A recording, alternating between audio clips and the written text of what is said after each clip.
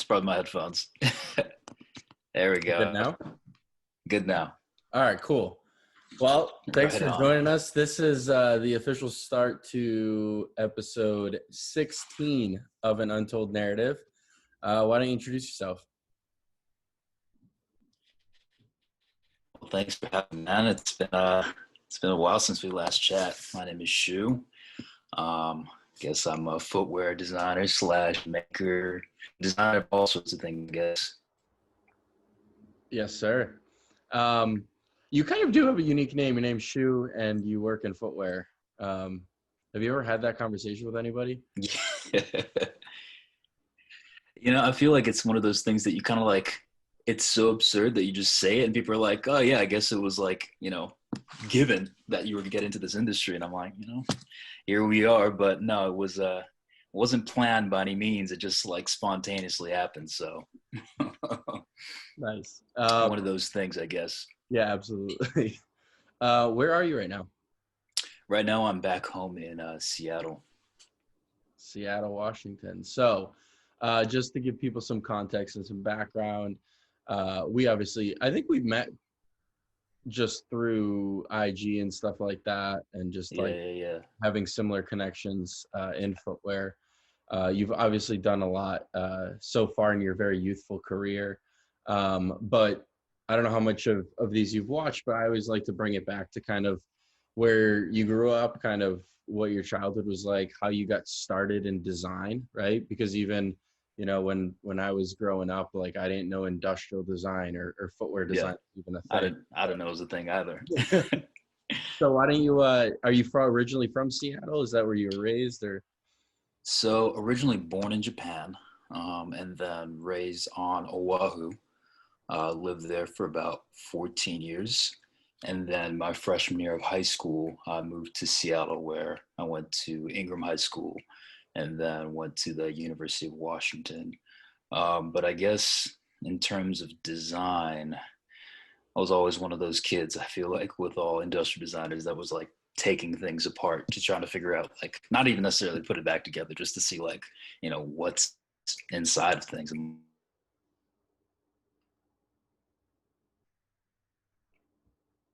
Oh, you broke up there. Being, I remember like all the preschools that I went to. Oh, can you hear me? Yeah, you got a little frozen cut up there. Oh, no worries. I feel like my internet cuts in and out. But I was saying, I feel like it started in preschool. I remember all the preschools that I went to, and there was one that was like more of a Montessori school where, I think Montessori schools, the basis is you kind of get to like choose whatever it is that you want to do as a kid. And, the education is sort of catered towards what you gravitate towards. And I was always gravitating towards, all of the sort of tangible physical, like physics-esque types of toys, whether it be like the marble stacking things. I don't know if you played with those as a kid. Yeah, but it was all, I feel like every time I would gravitate to those sorts of things or anything that you're really constructing something. And I guess as I grew up, that mentality just kind of like repeated itself. And I feel like the first time I was exposed to quote unquote design was through my mom's friend, a good family friend of mine. And she's an interior designer. And so she would have these CAD modeling programs. I think it was Google SketchUp, and we would have like a CAD model of, the current house that we were in or something like that. And you could apply like textures and like add all sorts of furniture and add dimensions to things. And so like for me, I didn't know what I was doing or anything, but I was just like slapping glass on all the walls and was like, this is just cool. Like it's a 3D space that's representing the space that I'm in. Yeah. And, we have been in touch for a long time, and as her career moved forward, I got to see say scale models of interiors and buildings and things like that. And so that was kind of the first time that it clicked. That was like, oh, people actually design space, people design like objects, and from there, I feel like my eye towards design started to open up more into all things that you can make.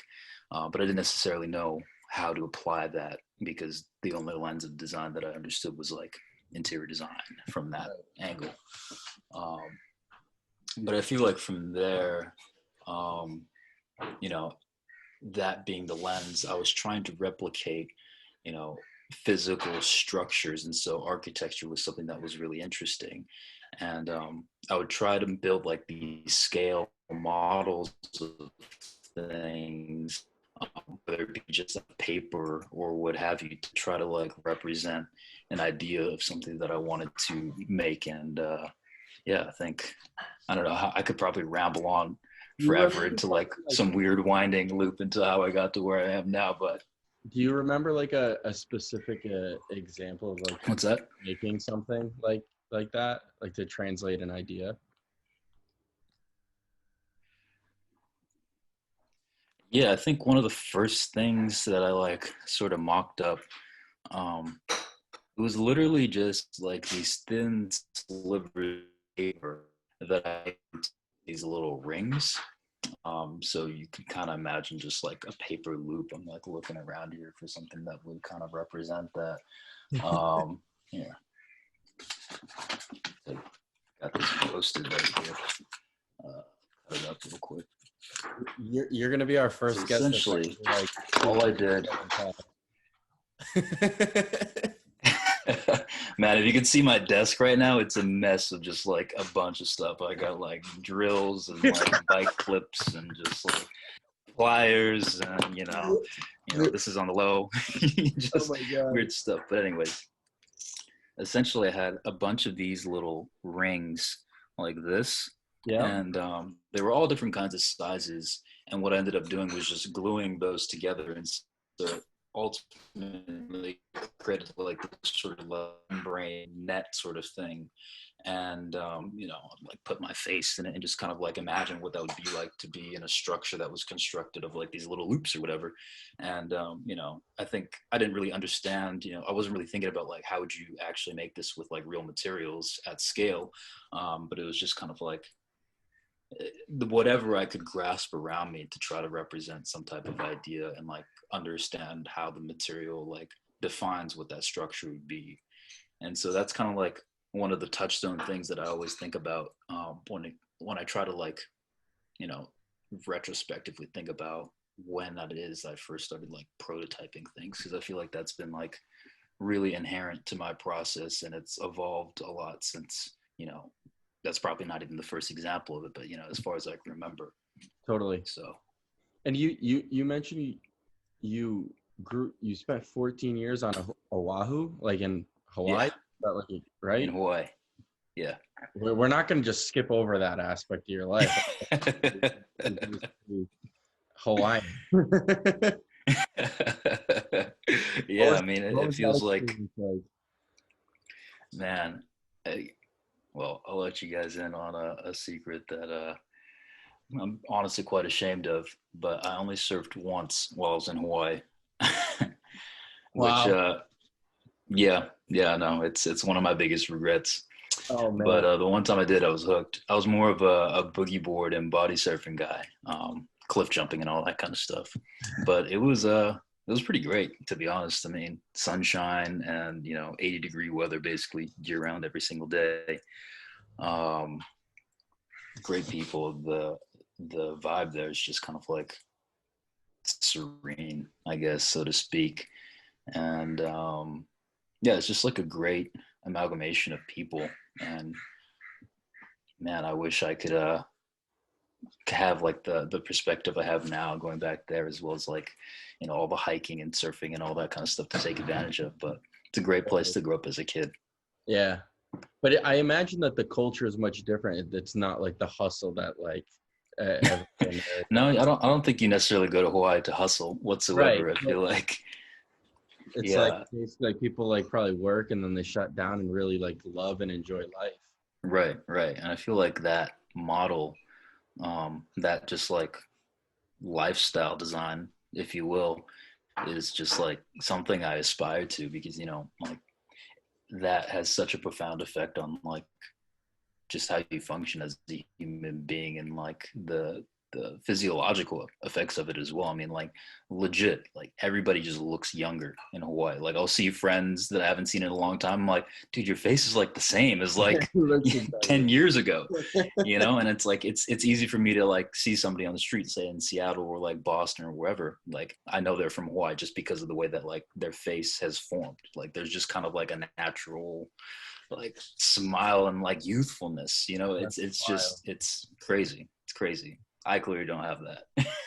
So when you guys left Hawaii, where did you move to Seattle? So moved to Seattle. Yeah, yeah, What yeah. was the And that reason was behind so we were living with our family friends at the time on Oahu.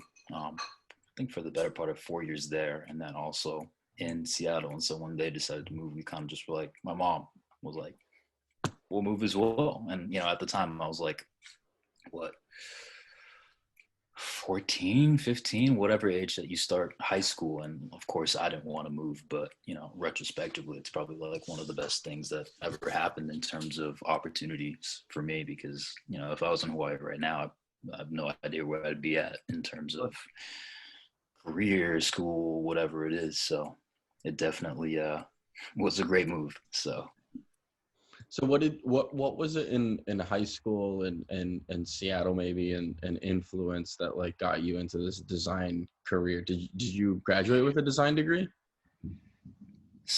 high school, I don't know if there was an influence in high school. I think I wasn't necessarily the best student academically, um, by any measure ever since I can remember. um, let's see. I always did well in like, you know, classes that were hands-on. So whether it be like a shop class or art classes, I always did well in. The one like STEM related class that I did well in was geometry, and I've always kind of been fixated on like geometry, and I feel like that ties into, you know, architecture and engineering and things like that. But to be honest, I didn't know anything about like careers or college, much less, you know, being like a first generation college student. Like didn't know anything about the process or what schools had what majors, much less what majors were, and all those other kinds of things. So thankfully, I had a lot of great help from different programs for underserved youth. So I was able to, you know, get the guidance I needed to figure out what the application process was. Shout out to Bound. I don't know if they have that like nationally, but they definitely helped out for me personally, as well as for some of my friends. Um, but I think it was through that you know, we did all these different college tours, and we were fortunate enough to have the funding to go to like Stanford and, you know, fly for all tours and whatnot. And through those, you know, we got to see these different programs that these universities have. And one of the things I started to gravitate towards was like mechanical engineering, just because that to me was like the closest tie that I could figure to, you know, wanting to make things, you know. So I was like, all right, these are the people that make shit. Right. I don't know who else does. I had like a semblance of like architecture, interior design, but I thought that was just like strictly building. And so I was like, who else is gonna make, you know, this thing, or you know, this thing, like those guys. And so you know, I started to apply and start to cater like my education more towards, you know, math and chemistry and all these sort of STEM related things. And that was kind of like, I guess, the influence into getting into that trajectory. Um, Applied to a bunch of colleges, didn't get into any of them because again, my grades were like not great. You went into Um, no colleges? but after getting rejection, I got into one, but it was like some obscure private school in San Diego, and I was like, nah, like that ain't for me. Like, plus it was like, yeah, I think it was also like 50K a year, which was like not happening. So I think what ended up happening is I got rejected from the University of Washington, you know, right up the street, and one of my best friends told me to write a letter of appeal. I'm like, what is that, letter of appeal, like just basically asking them like, hey, you made a mistake, like let me in please. So I was like, whatever, and I think I ended up writing that letter, and I think it was something like 2 weeks later I got a letter of acceptance. So something weird That's happened a within thing. that. Yeah, I guess it's a thing. So for all you out there like me, don't have the best grades, don't have the best SAT scores, try knocking at the door one more time. But I'm That not sure if that's exactly what happened. I mean, it was kind of a blur to me. I was like, literally got rejected and was like, all right, am I gonna? I guess I'll go to like community college and I'll play soccer or something like that. And then that kind of like flipped my life around on a dime again. So it's just like there's those weird moments in life that you kind of look back on that you're like, I wonder what my trajectory would have been if X or Y or Z hadn't you happened. didn't write a letter after you already got rejected, being like, You know, essentially, yeah, I was like, this is why you made a mistake. Like, I'm gonna be an asset, I'm gonna do great things essentially, and like just kind of like, I don't know, see why your application, may not have represented like your ability to contribute to the university properly or whatever it was. I don't think I wrote a very coherent letter, to be honest, but hey, it worked. that's ended up what happened. So Just there so was you that.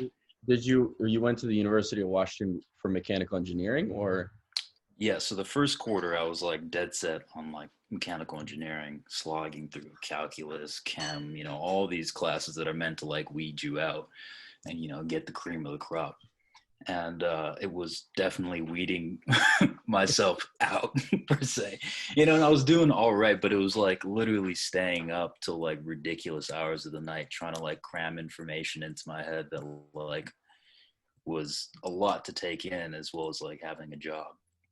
And so, I feel like with everything, whether it be sports, academics, or any type of skills, like I grew up skating as a kid and like skated basically from Hawaii to Seattle, but not like between, across the oceans. But I feel like with those things, you hit a point where you look around and you're like, yeah, I'm never gonna be as sick as that guy. Like there's just like a different level of skill set that like they're just inherently know, whether it be like with their body or like mentally. And so I feel like with the math and chemistry type of things, there was just like I was watching people absorb and like process this information like way faster than I could, and like they were creative with the ways that they were solving those problems, and that's just not the way that like my brain naturally wants to work. And so I was like, this is going to be like, I'm just going to have to put in more hours than these guys and like make this happen. sure. And so I was going to continue to go through that, but I think it was the end of my freshman year, I like stumbled across like the design program at UW, because I didn't even know that design was a discipline to be studied. Right, right, right. So it was the Design 166 course at the University of Washington. That was kind of the introductory course to the program. And there was something like 150 kids in there. And I found out like on the first day that like basically only 15 of the people in the class were going to move on if like they got like a certain GPA or whatever it is. And I was like, oh, like this is like And there's 100. just as competitive as all the other majors. There's like 150 kids in that class, and so they offer that class twice a year. And if you don't pass that, then you have to take like a summer entrance thing, and they let another 15 people in. So all in all, across the 2 quarters, they let in 30, and then through that entry thing, they let another 15. And so you have a cohort of like 45 people. And so I was like, all right, well, this is what I like doing. Like I didn't realize there's like a program that isn't necessarily all the calculus and chemistry of like making something, but actually focusing on like the user interfaces or like the form giving and problem solving around those things. And it's just like another dimension to bringing a product to life in conjunction with like mechanical engineering and all these other kinds of things. And so I was like, all right, bet, like this is the way that I'm gonna like get into this. And so again, scraped by and got like the GPA to like be that person, be one of those 15 people to get into that program. And yeah, it was just kind of like, I feel like it was that point that I way to like register my way of thinking, that was like inherent to me, kind of going back to like that thing that you're just like good at, that then opened the door for me to like, I guess, engage myself, because before that I feel like I honestly didn't know how to learn, just because the way that learning was presented to me wasn't the way that I was naturally, processing information. But through this lens of design and through the curriculum that they taught, it just kind of like clicked perfectly. And from there, I was just like, let's go. Right. That's awesome. And so you did the design course in 4 years, right? Yes, I think it was from sophomore year to senior year, like a 3-year program. And then how did you discover a love of footwear, or did you know that when you were edging towards graduation, did you know like shoe designing is what you wanted to do? Not at all. Not at all. I thought I was going to go into more furniture design. So let's see, obviously the curriculum is whatever the university, it's like unique to the university, Right. what types of project they cater to. A lot of the times it has to do with what industries and what connections are, prevalent around the school.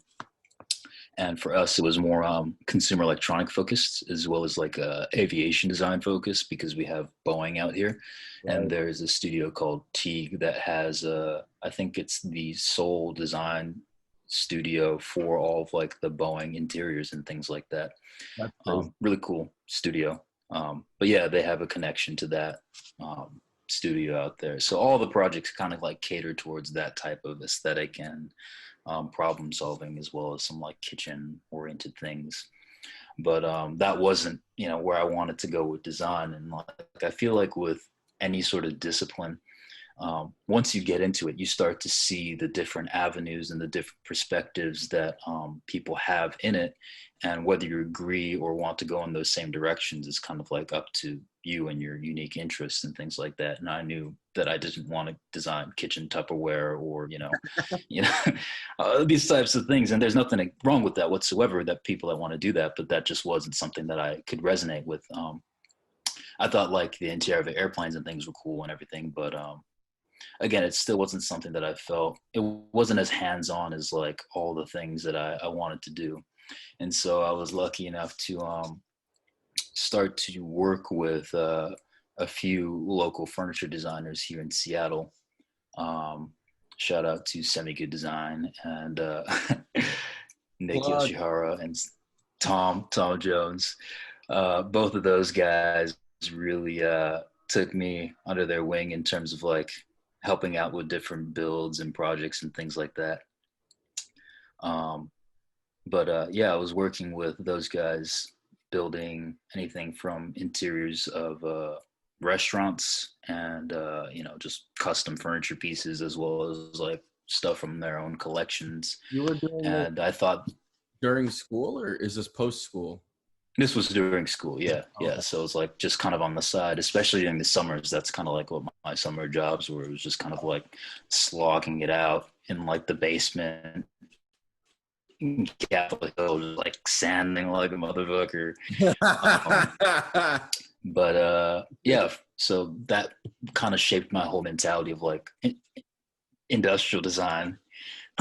So I think fast forward to like senior year, I finished my capstone early, um, so that I could go to ICFF in New York. It's like, the annual furniture convention out there, where all the sort of industry heads and studios go to like show off their work, and interior designers come to buy and things like that.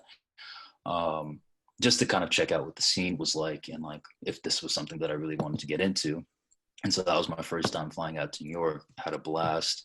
Um, and saw what these studios were presenting and things like that, and it was all beautiful work. There was some really inspiring stuff, but I felt like it was kind of like this weird barrier to entry. Like I feel like it takes a lot of money to even like start one of those studios, much less participate as a consumer in those types of products.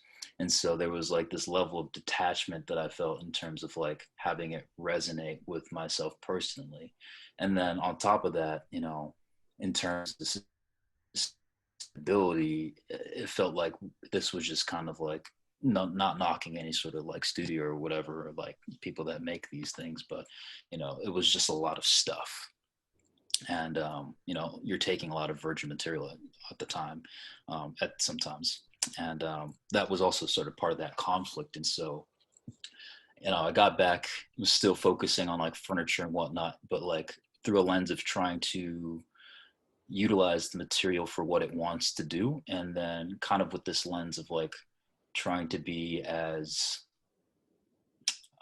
I guess careful with the amount of cutting or you know yields with all the things that I was making, just to try to like have that be part of like the stamp of like furniture design that I was trying to work on.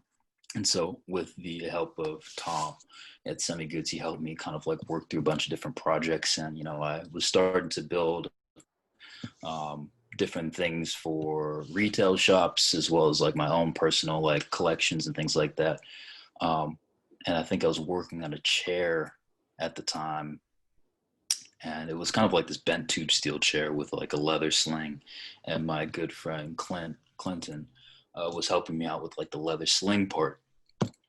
And so he had been working at a shared studio space at the time with a bunch of other like Seattle clothing designers and things like that. And so we'd had gone up there to like work on the sling portion.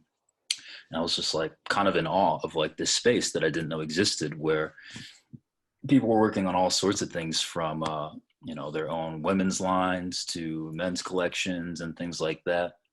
And there was this one cat, Luis, who was working as well. You know, he was putting together a pair of, I think they're a pair of Air Jordans. Nice. And I had never seen anybody actually like sew pattern pieces of a shoe together. And I was just kind of like, yo, like, what are you doing? Like, That's well, so what is that? And he's like, oh, like, I'm like, he's like, oh yeah, I'm like sewing like my shoes. And I'm like, how'd you get those patterns? Like, it was, how does this all work? And so he kind of showed me, and I was like, yeah, I'm also like, you know, starting this brand, Guillermo Bravo. You know, it's like furniture, or it's a footwear brand, and you know, we're launching soon, yada yada. And I was just like intrigued, and I had never thought about that as like, you know, something that you could actually design footwear for, you know. And then those. I started to think of, yeah, yeah. And so, you know, it started to like turn in my mind, being like, oh, like footwear design, you know, like I played soccer, I skated, I climbed, like hike, like fashion, all these sort of things sort of like clicked in my mind. And I don't know why. It's not something I thought about when I was going through design school, as something that would be viable in terms of a career path. But I guess I ended up interning for Luis for the better part of a month, I believe. And then that turned into a full, not, I guess, part-time gig, paid, where I was assisting with everything from helping out with like pattern revisions, choosing materials, um, but also kind of like being a jack of all trades to like doing graphic design and all these other sorts of things, but just really immersing myself into kind of like this more independent footwear scene where, you know, this is a small brand that's trying to make, you know, a big splash and a launch with So footwear that's like there, made in Italy. So yeah, that stuff's, yeah, for anybody who's listening who's never heard of Guillermo Bravo, go check them out. Like they do some really nice. definitely. I believe it's Luis who I've exchanged emails with, even from. Yeah, yeah, I believe you have. What a crazy small world, like that. You Absolutely. furniture, working on a piece of furniture led you to like Yeah, first introduction into footwear. That's wild. absolutely. Yeah. So it was through working with Luis that I eventually got to go out to Italy to, you know, start to work on development for the next line of shoes, as well as like, you know, go to Linea Pell. And, you know, that was kind of the moment where I was just like, Yep. because I had been following, you know, different footwear designers and whatnot, like before I started working with Luis, and I believe I was like concept kicks was like the first time I like, I feel like that's a lot of people's stories. Like, oh yeah, like follow concept kicks. Like, oh my god, like this is tight. And it was through that I was like, oh, like this is an entire world that I never considered before. And then just started following all these different people. And then when I get to Linea, like all those people are there, Yeah. and I'm just like, whoa, like this is kind of like,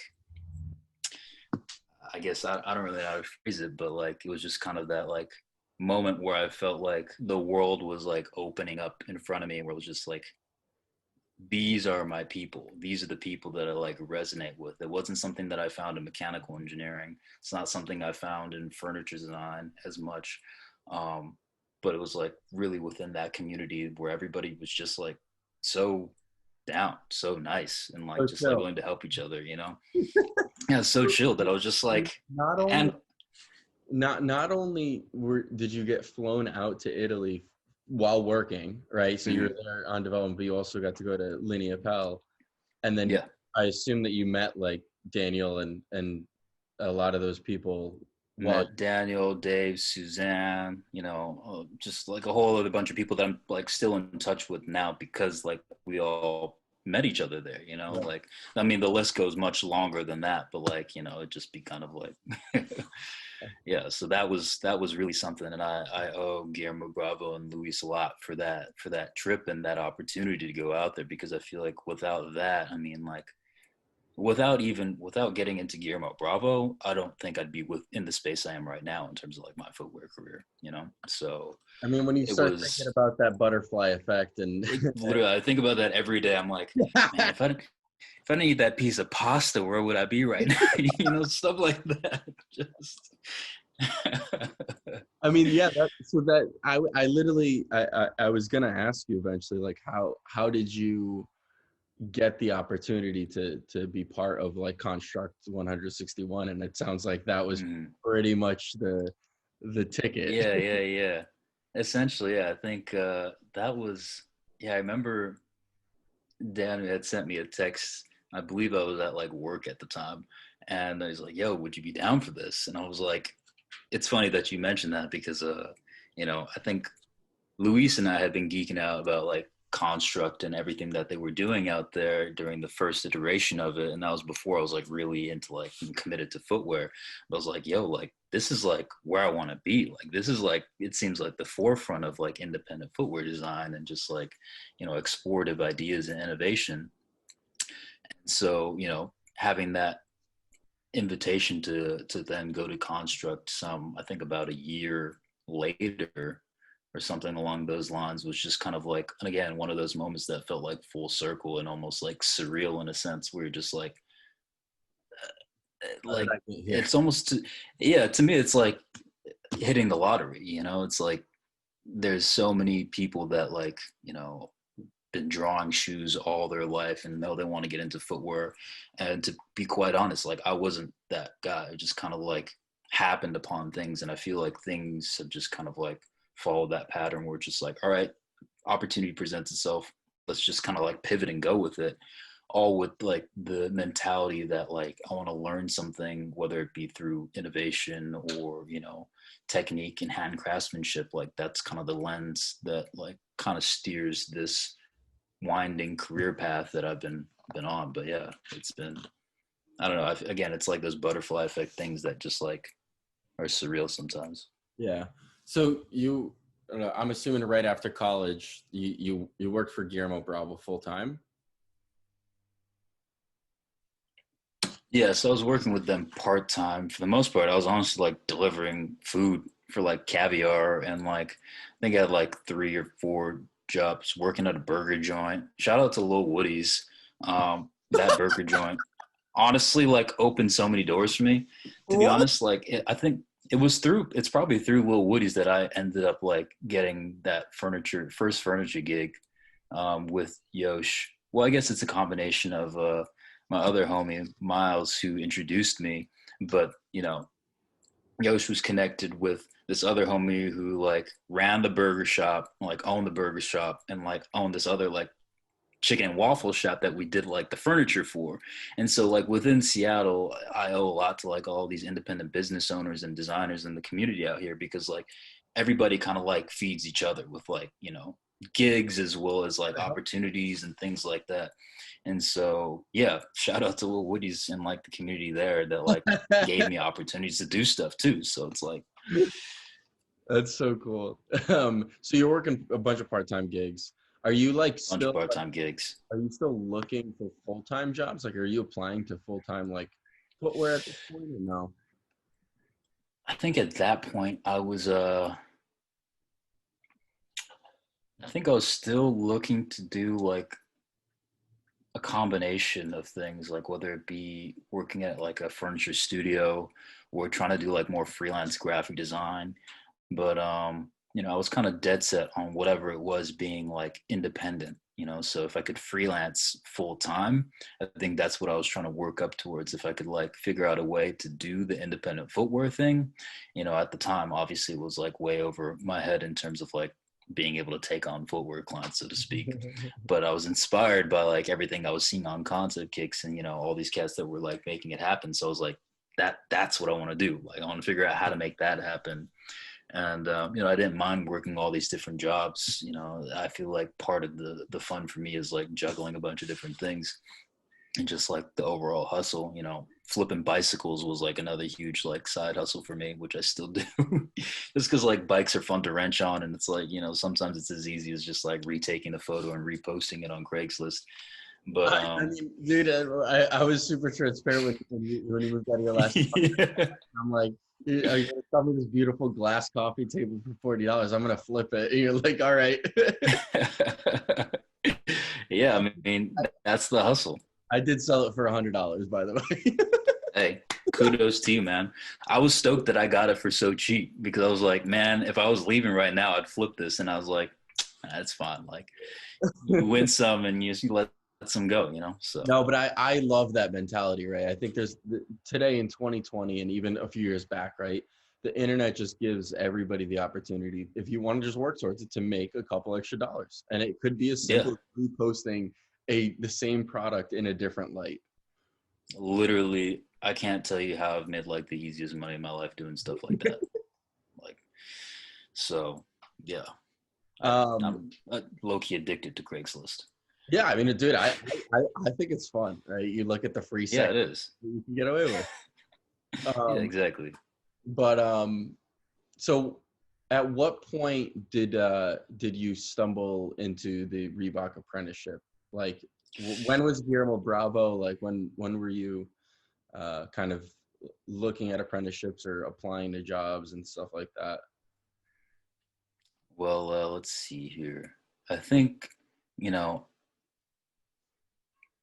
I was trying to figure out a way to learn more about footwear construction techniques, and just like looking for more like footwear oriented mentorship from people that are like way smarter and experienced than I am. Just from my experience having a mentor in furniture, I knew how valuable that would be.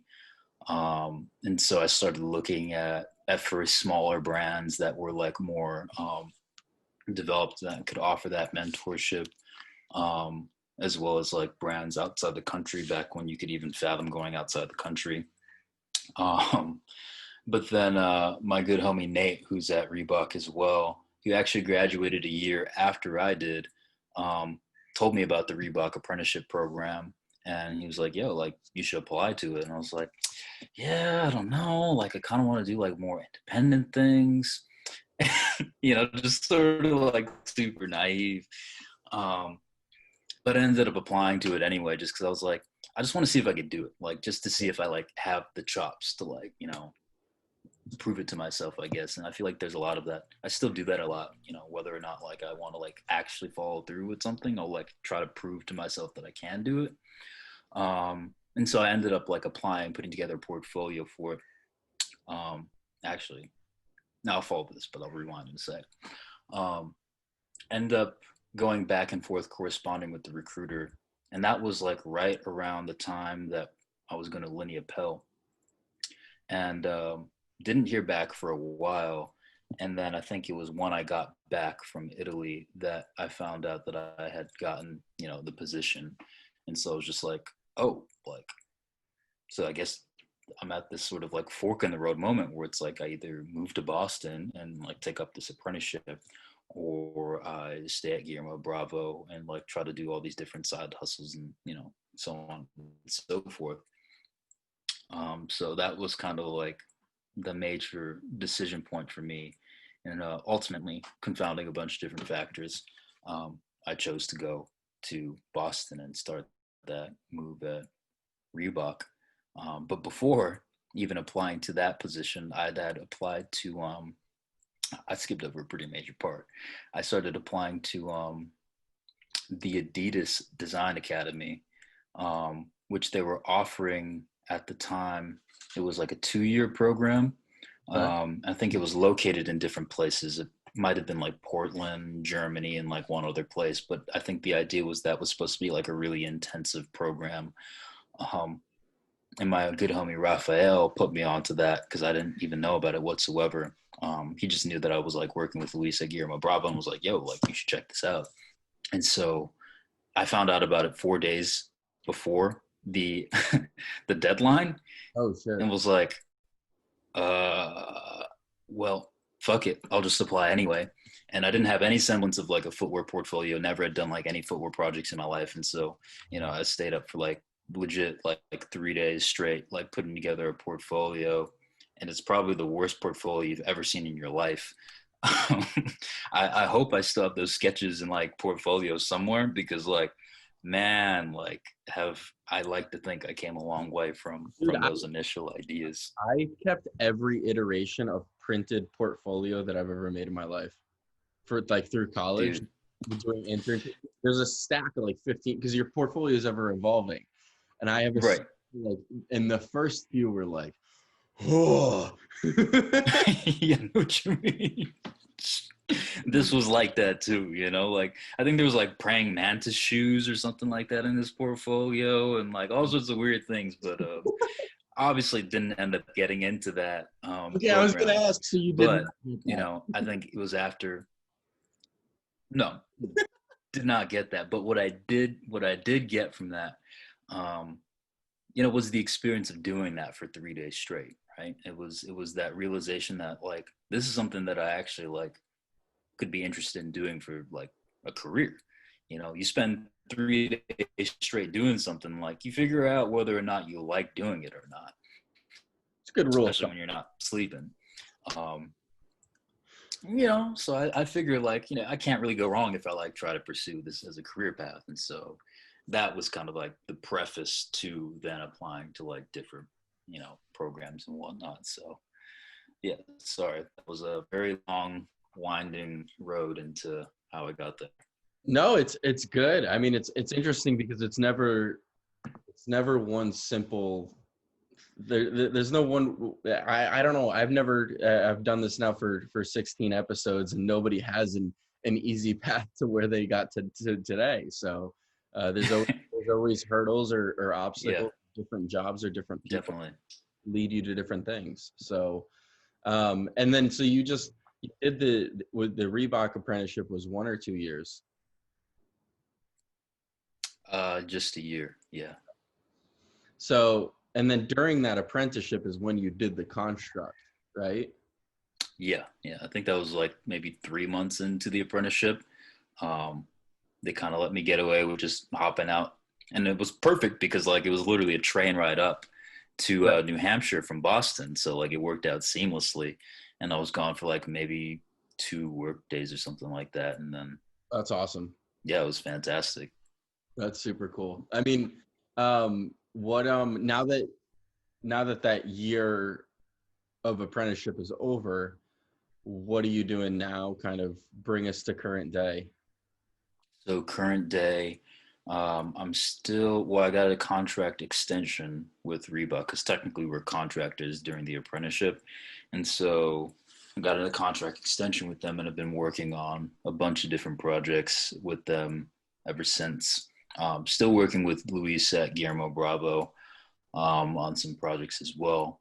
And got a bunch of like weird, odd jobs, doing some stuff for like companies here and there. I can't probably disclose, Okay. what we're up to, but there's that. And then most recently, one that I'm excited about is potentially working with the university and like doing some teaching in like footwear design. So yeah, it's going to be interesting. Nice. It's something that I've been looking to do in terms of like whether it be like an online resource or something or the other, for designers of color, as well as like um, female designers, because it's just obviously being in the industry, you kind of like look around you and like, yo, You hear me? I can hear you. Okay, you're back. We're good. We back. All Yeah. right, cool. You were saying doing something with the university.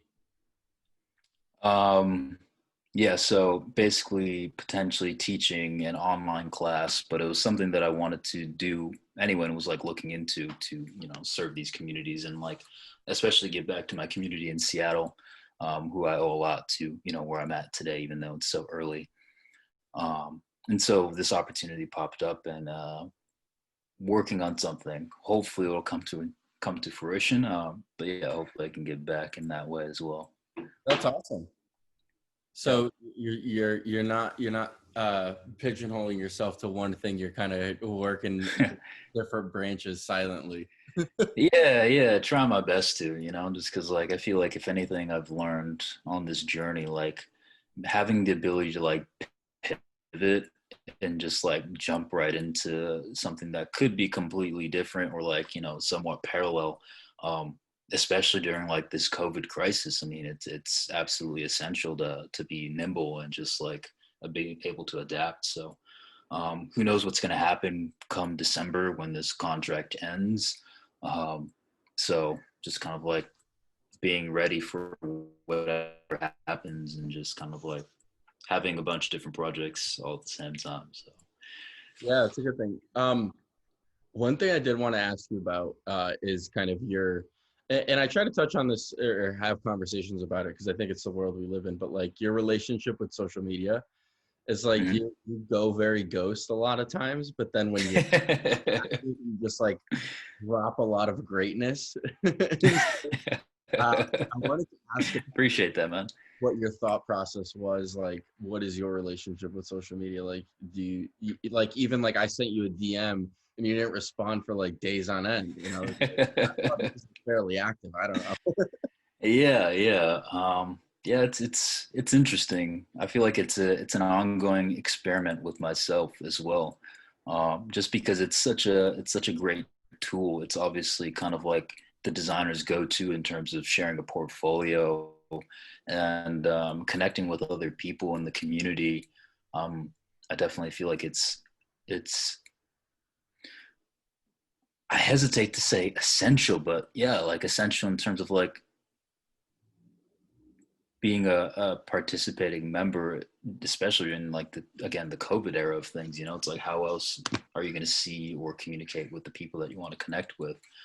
Um, but in terms of going ghost, I feel like if anything, it's just like it's about controlling personally the things that I'm consuming, so to speak, because you, in the sense that you are what you eat in terms of food, you are what you consume as well in terms of media. It does. And I feel like that's really, really clear in my own work.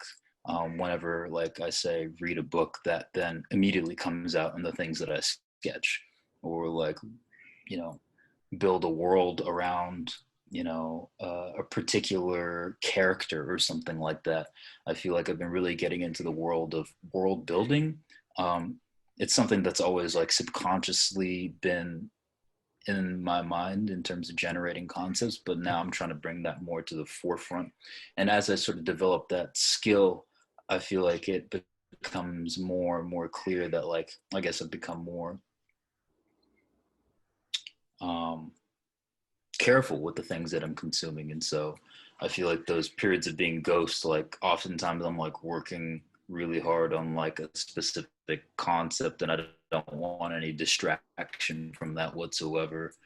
And then like these periods of like just sporadically posting things.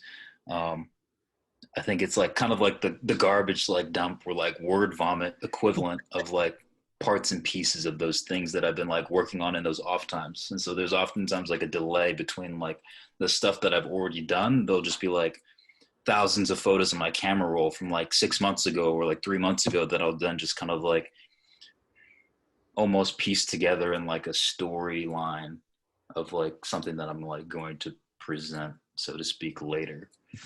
So I feel like it's an ever refining sort of like tool, because there's like that consumptive side of social media and there's like the presenting side of it as well. What I like And to so always it's like, is it's best to create, not consume. So if you're creating mm, more content versus consuming more content, you're better off that way. That's mm, my relationship with it. But the word essential is pretty funny because I actually agree with you. Like we're in 2020. It's basically like your living, breathing resume and portfolio. Like everything you do, it's there. It's live. It's you. mm, You actually exist without an online presence? I don't know. mm. So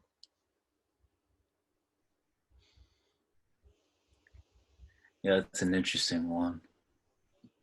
Yeah, I feel like before COVID, I definitely was like, especially when I was looking into more like photography is like another one of those like roots to like design and like that eye for me. And I was like shooting a lot of film at the time, and it felt like such a waste to like post a photo that I took on film on, you know, something that you consume the size of this. It just, there was like a weird sort of like backwardness to it. I was like, I'd rather like people see this in person, like so they can see the grain, this big on like a giant print. And so my mentality was really trying to like figure out a way to like create more of an experience, like an in-person thing, to get away from, this sort of like social media based thing, because it's still something that like I feel like essential in terms of communication tool, but it's not essential in terms of presenting work. If that makes any sense. Like I feel like certain things it's good to share digitally, but like you're not going to be able to replicate the experience of going to a museum just digitally. So like in that sense, like it still exists if it's not on social media, and that that thing is there, and there's a value to obviously being and meeting people in person as opposed to digitally. And so it's kind of that weird, you know essential based on context, yeah, if you will. even with like this platform, like an Untold Narrative, it's like I would guess probably half the guests that have been on like are purely an internet relationship between me and them, and some of them I've Right. never spoken to before. So it's kind of this again, this isn't meeting in person, but during COVID this is meeting in person. So it's like the I would Yeah, love basically. conversations in real life, but it's just you got to Right. work given. But yeah, it's like instead of just having relationships with people, through DMs or text or whatever it is, like have a phone call, have a real conversation. Hmm. Makes a difference. Definitely. So, and then so you mentioned you got a couple things cooking in the future. How far like into the future do you actually think about like yourself and what you're working towards, and like do you have like major life goals or aspirations? Major life goals and aspirations. That's a big one, huh? um, well, yeah, I feel like as I graduated from college, I was like, the end goal would be to have some type of studio, multidisciplinary studio. So I feel like everything that I've been going through career wise, whether it be furniture, graphics, photography, now footwear, it's all sort of like leading, and they're just parts and pieces to like what this interdisciplinary studio is going to be. So I feel like for that to come into fruition, I need to gain enough like experience in both terms of both the design side as well as like the business side, to really do that in the right way. And so I feel like it's just kind of a matter of time experience and kind of hitting a point where I'm like, all right, I have a clear idea of like what it is that I want to bring to the world. Because, you know, as I get more experience, there's kind of like this contradictory thing where I'm like, the less and less I want to make things, in the sense that like you just start to like see too much, and that like regardless of anything you make, there's going to be like waste, and like you're just contributing to like, you know, does your product need to exist is the question that I ask at the end of the day. And it's something that I struggle with probably every day, if not every other day. You know, it's kind of like at the worst, at like the depressive lows of that idea. Like I'm like, I don't want to make anything because like, what's the point of like making more fluff, you know? Like, and so I think what saves my mentality at the end of the day is that stories really matter. And like, what is the message that you want to convey? And so right now I'm working with a couple people on setting up a photo shoot, and I have like a few footwear pieces that are 100% like scavenged like pieces. Nothing's from like raw materials. Yep. And so the game for me is like, what can I put together in terms of like basically an art piece that is going to be speaking on like our consumerism by basically not paying for anything, just getting all like the free stuff and repurposing things as possible to kind of like build this narrative. Because at the end of the day, if like the message that I'm trying to convey um, changes somebody's mind or inspires somebody to, you know, think about their relationship with product, to be less wasteful and to like maybe rethink about the ways that they, you know, consume, to be hopefully more sustainable or reusing things that exist, then to me I've like accomplished what I'd like to, so quote unquote, sell. So I feel like that's just kind of like one manifestation of like the studio, so to speak. Um, so it doesn't necessarily have to be a physical product all the time. It could be a photo shoot where the output, so to speak, is a photo montage of a story. So yeah, I feel like that's kind of like those portfolio pieces that build to that idea of like the end game, the studio, and like that process, I guess. So wherever that leads, you know, who knows if it's going to be footwear in the next 2 years, 3 years. It could be, you know, I start writing anime comics, or like, you know, become a costume designer, or, you know, Isn't that like the work at like, most beautiful part of living today, that you can totally shift yeah, honestly, by like putting your energy and passions into something? You can anyone absolutely. figure it out. And Yeah. I think that's the exciting part. It's like we're no longer, I would say, you know, years ago you were bound by like working a 9 to 5, paying your bills, Hmm. going on a vacation once a year, and like that was life. Right. Yeah. Today, And I feel like, in a sense, like, you know, to a certain degree, video games have really like influenced my mentality of like hustle, because in like video games, depending on what you're playing, if it's like a MMORP or whatever, like you're playing with other players. Like at least in some of the games I play, they were like kind of like open markets where you could like buy, sell, and trade things with other people, and like you'd be like, damn, like this person's like flexing, like look at all this money they got in the video game, like how do they do that? And so you start to think about like the efficient ways to do it.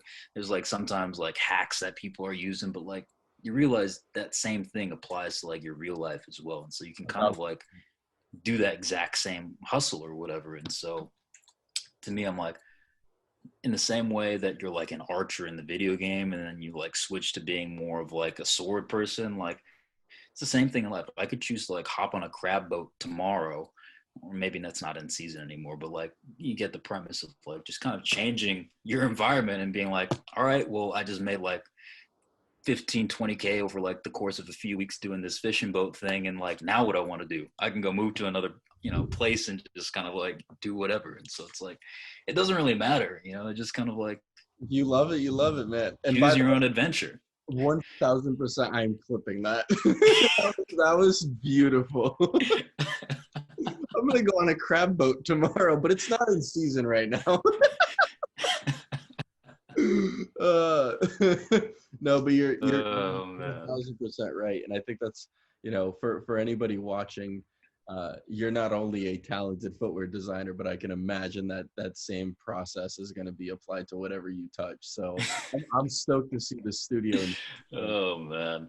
and build out these stories, right? I think that's something that's always like I've always been fond of, is people who can, really story tell, and how things, you know even hearing you talk about, um, the influence of does this need to exist. I think one of the best parts of COVID, and I'll say that very lightly, obviously, because it is a negative situation, but it's, from my perspective, it's like I've been stuck in this 650 square foot apartment for 5 months now, Mm, and I look around the same four walls every single day, and it asks the right. question, why do I need all this shit?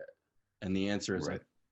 and so to me, even like, it's allowed me to really hone in on a little bit more of a minimalistic like lifestyle, and like Right. donate, a lot of shoes and like and all this other stuff, because we just don't need that much. We inherently like just have. Yeah. Exactly. Yeah, and I feel like that's definitely been an influence on some of the products that I've been working on recently that are like not only like modular, but like how do you just minimize the amount of like footwear or apparel that you have so that it's like multi-functioning and like not that everything needs to be like modular, so to speak, but just kind of like thinking of that lens of like minimalism and utility and things like that. But yeah, That's awesome. Well, believe it or not, we've actually been talking for an hour already. So uh, this has been awesome. I I don't. Do you have your own personal website or anything like that, or is it just like, how do you like? yeah. You It's do? just shujones.com. There we go. We'll plug it so people can find you and stuff, especially when you start ghosting people on Instagram. No, I'm just kidding. I'm pretty good at that, so my Yeah. bad. But yeah, no, I think the only other thing that like I'd want to just mention is just like people like look out for Shu in the future. I mean, I don't know if you want to share how old you are, but you're still really young. 25. I feel like I'm at that like quarter life crisis point, right? Do you feel that way? What's that? Do you feel that way? Like not in the worst way, but definitely kind of in the sense that it's like, what is it that you want to like do with your life? Because, we don't have that much time in terms of the grand scheme of things. And it's like, is this not only the career path, but like, like what is it that I want to like contribute in sort of a way? Um, so in a sense, lightly, but I feel like I have like that type of crises like all the time because always been that like what if kid of like what if the plane crashes and like you land in the ocean and then so it's probably not saying all too much based off of my personality. Well, you shouldn't worry about it. We're gonna live another 3 or 4 lifetimes, so but you got We'll see. a lot more crab fishing to do. Hey, actually, like I might go today. I bought like a little crab pot, Oh, that's a mostly real. for a photo shoot. This is a real thing. This is a real thing. I bought a crab pot for the sake of a photo shoot and because I like the materials on it.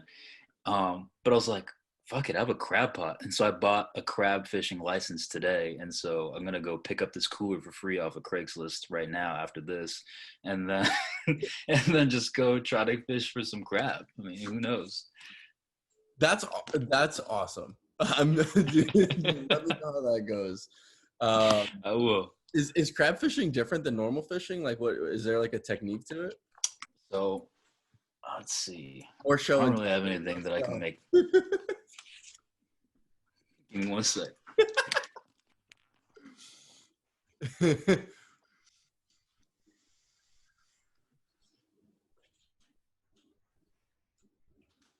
He's totally just going to pick up some.